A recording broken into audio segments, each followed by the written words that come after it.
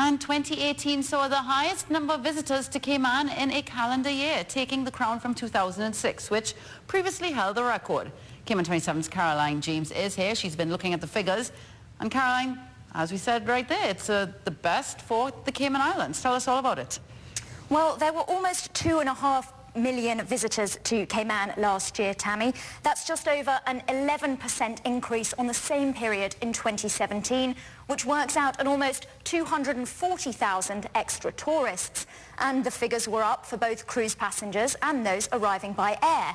Now, those stay-over visitors, that's the number up there, they were up almost 11%, closing in on nearly 500,000. And for cruise passengers, a touch over an 11% rise to almost 2 million. But there was also a significant milestone reached last year, as Director of Tourism Rosa explains. March and December are the peak months, welcoming over 50,000 passengers by air for the year.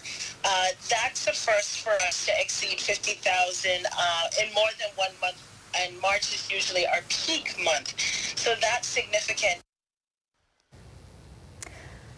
But it's not just about the number of visitors, as Ms. Harris points out.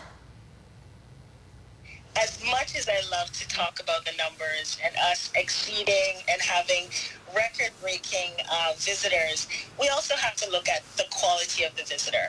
How much do they spend when they're on island? Do they take in not just Grand Cayman, but Cayman Brac and Little Cayman as well?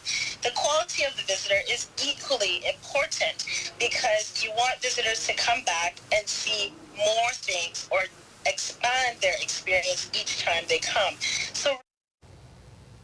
So let's take a look at the quality of those tourists when it comes to how much they're spending in Cayman.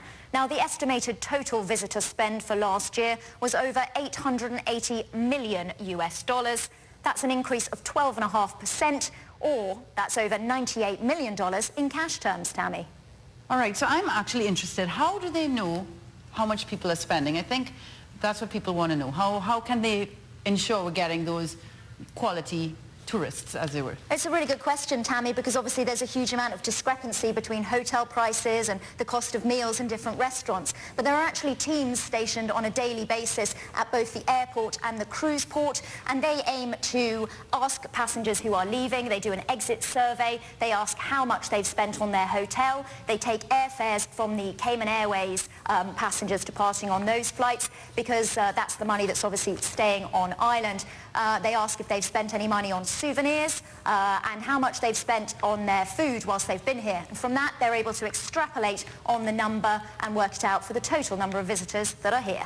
So asking a lot of questions and then trying to glean together all those numbers. Thank you very much, Caroline. Sincerely appreciate it.